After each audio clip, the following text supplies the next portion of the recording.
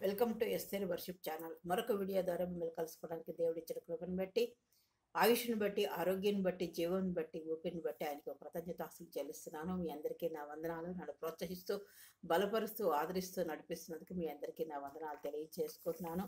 మొదటి దినం ఒక వాక్యం చూసుకున్నాం, యోహాను సువార్త. ఈరోజు అందులోంచే మరొక వాక్యం ద్వారా దేవుడు మనతో మాట్లాడలాగున మనం ప్రార్థన చేసుకుని దేవుని వాక్యంలో ముందుకెళ్ళిపోదాం. ద్రాక్షావళి నేను, తీగలు మీరు.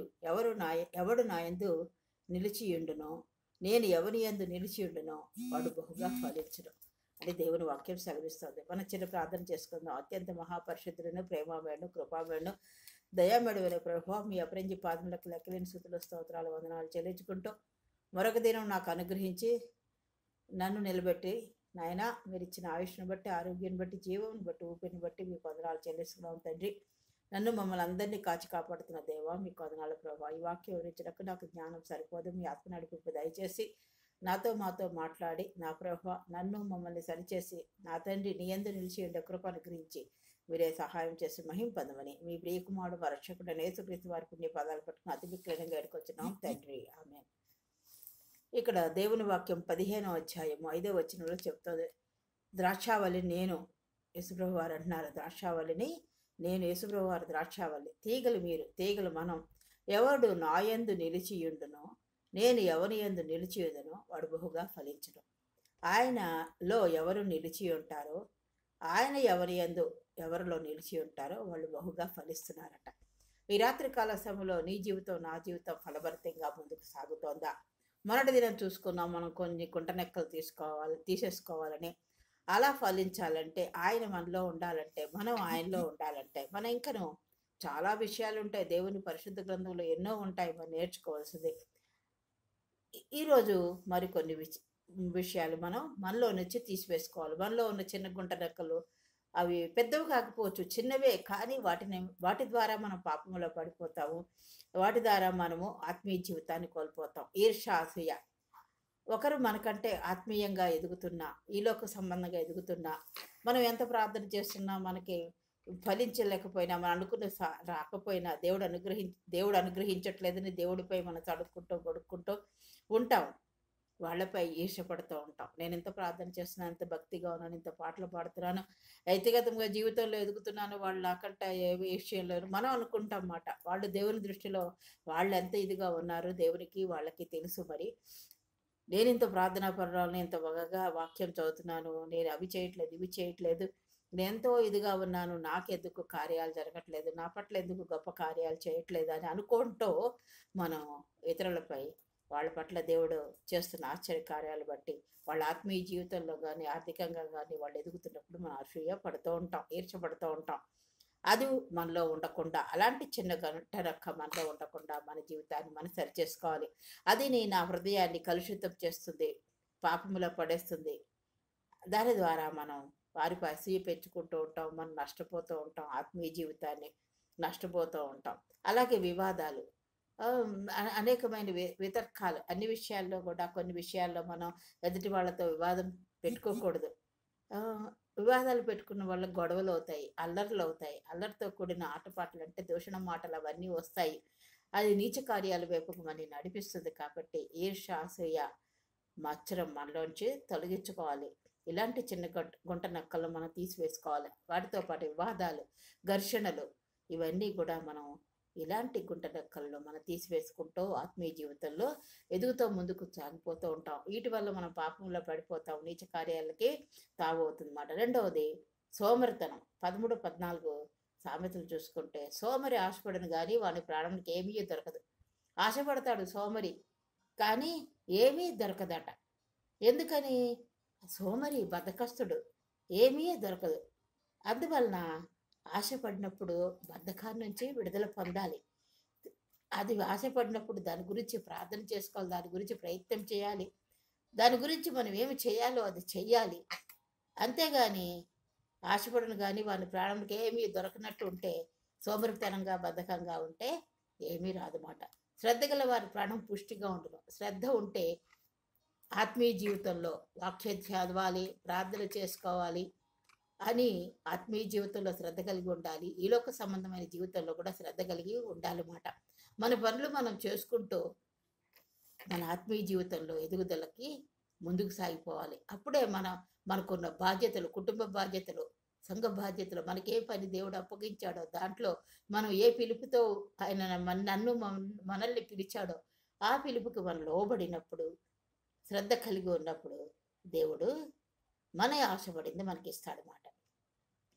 త్రాగుబోతులను, తిండిపోతులను, దరిద్రులు. ఇంకా ఎవరు? త్రాగుబోతు వల్ల కుటుంబాలు నాశనం అవుతాయి, వ్యక్తిగతంగా ఆరోగ్యం చెడిపోతుంది, ధనం వ్యర్థం అయిపోతుంది, అప్పులు అయిపోతారు, కుటుంబం పిల్లలు బాధ్యతలు ఏమి నెరవేర్చలేకపోతారు, దానివల్ల సమస్తం కోల్పోతారు.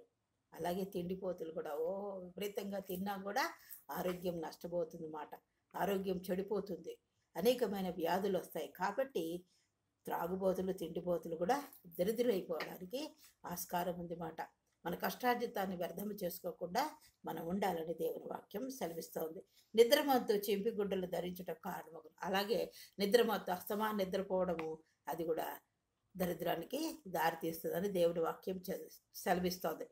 సోమరి వెంటాడినను పట్టుకొనడు, చురుగ్గా నుండుట గొప్ప భాగ్యం. సోమరి ఎంత వెంటాడినను ఏదో చెయ్యాలి, ఏదో సాధించాలి అని ఉంటుంది, కానీ ఆశ అయితే ఉంటుంది, దాన్ని పొందలేకపోతాడు. వెంటాడతాడు, దానికి మనసులో అనుకుంటాడు, కానీ దాన్ని చేయలేకపోతాడు. ఎందుకు? సోమరితనం వల్ల.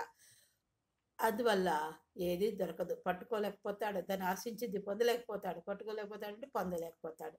చురుకుగా ఉండటం గొప్ప భాగ్యం. నిజంగా చురుకుగా ఉండడం చాలా గొప్ప భాగ్యం అన్నమాట. చురుకుదనం, మనం ఆత్మీయ జీవితంలో చురుకుదనంగా ఉండాలి. ఈలోక సంబంధమైన పనుల్లో, కుటుంబ పనుల్లో, వ్యక్తిగత పనుల్లో, మన ఉద్యోగాల్లో, మన ఇంటి బాధ్యతల్లో ప్రతిదీ మనము చురుకుగా ఉండి చేసినప్పుడు గొప్ప భాగ్యం అంట. హెబ్రీ స్త్రీలు చురుకుగా ఉండేవారట.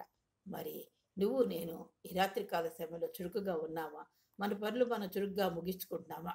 చురుగ్గా చేస్తున్నామా? ఆత్మీయ పనులేంటి, దేవుని పనులేంటి, మన వ్యక్తిగతంగా కుటుంబ పనులేంటి, మన బాధ్యతలు మనం సక్రమంగా నెరవేరుస్తున్నామా? నీవు నేను పరీక్షించుకోవాల్సిన వారమై ఉన్నాం. మనం ఎలా ఉంది, మన జీవితాన్ని మనం పరిశీలన చేసుకోవాలి. ఇలాంటి గుంటనక్కలు ఉంటే మన జీవితాలు పాడైపోతాయి, ఆత్మీయ జీవితంలో ఎదుగుదల ఉండదు. దేవుని సంబంధ విషయాల్లో ఆసక్తి కలిగి ఉండాలి, దేవుని పనుల్లో ఆసక్తి కలిగి ఉండాలి, వ్యక్తిగత విషయాల్లో ఆసక్తి కలిగి ఉండాలి, కుటుంబ విషయాల్లో ఆసక్తి అంటే చురుకుగా ఉండాలి.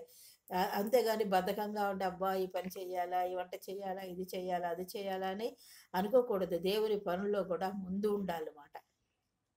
ఇలా ఉన్నప్పుడు మనం ఆత్మీయంగా ఎదుగుతూ ఉంటాం. నీ జీవితం, నా జీవితం ఎలా ఉంది? ఈ రాత్రికాల సమయంలో మనం చురుకుగా ఉన్నామా? చురుకుగా ఉండి అన్ని పనుల్లో మన పనులు, బాధ్యతలు మనం ముగించుకుంటున్నామా? ఈ రాత్రికాల సమయంలో మనం పరీక్షించుకుంటూ ఉండాలి. కాబట్టి దేవుని వాక్యం సెలవిస్తూ అన్ని పనుల్లో చురుకుగా ఉండాలి. మన బాధ్యతలు మనం సక్రమంగా నెరవేర్చాలి. మనసులో భేదాలు పెట్టుకోకూడదు, ఎటువంటి దురాలోచనలు ఉండకూడదు, ఒకరినొకరు అసూయ పడకుండా ఉండాలి.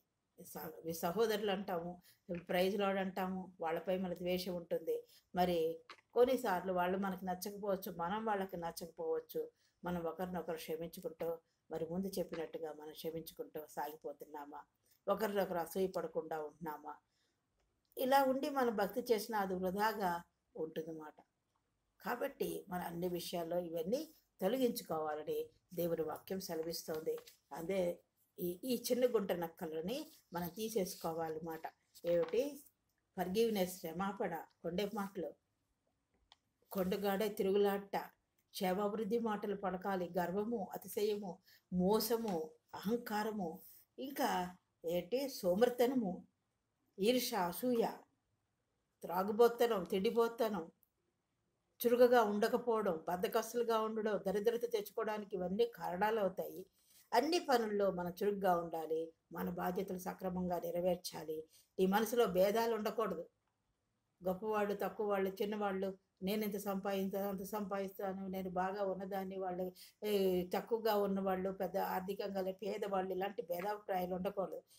ఒకరిని చూసి ఒకరు అతిశయపడకూడదు. ఇవన్నీ మనలో ఇలాంటి చిన్న గుంట నక్కలు మనలో ఉంటే అది మన భక్తి వృధా అవుతుంది అన్నమాట. వృధాగా మనం అతిశయపడిపోతున్నాం, కానీ మన దేవుని దృష్టికి ఆయనలో నిలిచి ఉండటం లేదు, ఆయన మన యందు నిలిచి ఉండటం లేదు.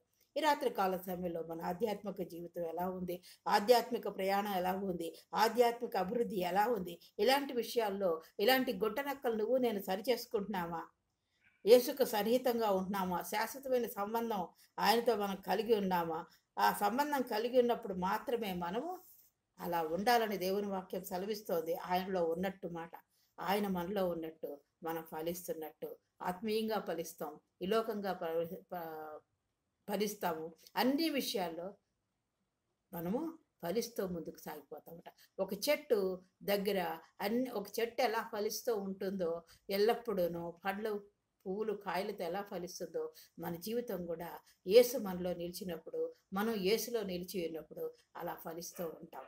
కాబట్టి ఇలాంటి గుంటనక్కలను మనం ఇలాంటి గుంటనక్కలను మనం తీసివేసుకొని మనల్ని మనం సరి చేసుకుంటూ, మనలో ఉన్న గుంటనక్కలు అవి చిన్నవైనా పెద్దవైనా అవన్నీ విడిచిపెడుతూ మనం ముందుకు సాగిపోవాలని, మన జీవిత ఆత్మీయ ప్రయాణంలో ఫలిస్తూ ఆయన మనలో ఉండేలాగున, మనం ఆయనలో ఉండేలాగున ఫలభరితమైన జీవితంలో ముందుకు సాగిపోవాలని కోరుకుంటూ ఈ వాక్యాన్ని నేను ముగిస్తున్నాను.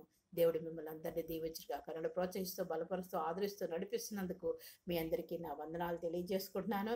ఈ వాక్యం ద్వారా దేవుడు మనతో మాట్లాడినందుకు దేవుడికి వందనాలు చెల్లించుకుంటున్నాను.